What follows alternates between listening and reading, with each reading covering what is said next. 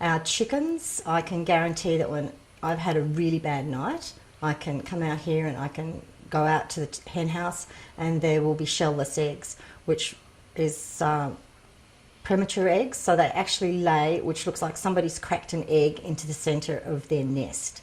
Other days when they're not so noisy, you can get rubber eggs with no calcium on the shell, and just misshapen and very misformed eggs so that they don't really hold together very well.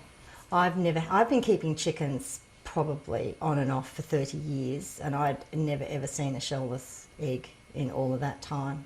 During the war in England, there were letters that were written to the government complaining about the bombers. There'd be nothing they could do about it, but the bombers were passing over and were causing premature egg laying of shellless eggs to the chicken farmers, and so they were devastating the chicken supply, their egg supply. That was recorded, and that was totally due to the noise.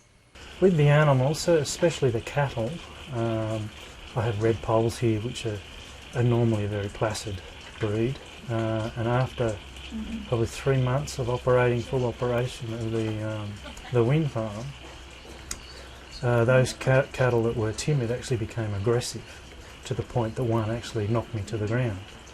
So those cattle had to be sent to market. With the sheep, the first season we had them up in the top paddock, which was the closest to the turbines. It's about 1 kilometre away. We had a lot of birthing trouble. We had a lot of lamb deaths. There's about 40% loss. We have a farm butcher that comes here and does the sheep and the cattle for us. And initially, that first season, or first 2 seasons that we had sheep, the butcher commented on what good condition they were in, and how good they were. He wanted to know the secret, sort of thing.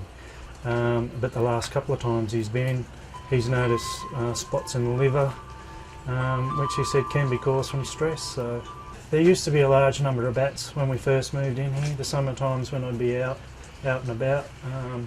In the evenings they'd be in and out of these big trees here all the time chasing insects. We've got no bats anymore, and that happened pretty instantly. When the turbine started running, all the bats just disappeared. They all sort of ran away.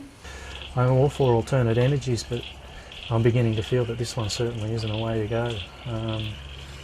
Even putting them offshore, as they're doing in Denmark and other places in Europe, I'm not sure that that's the answer, because recently I read a study about it actually affects the marine life as well.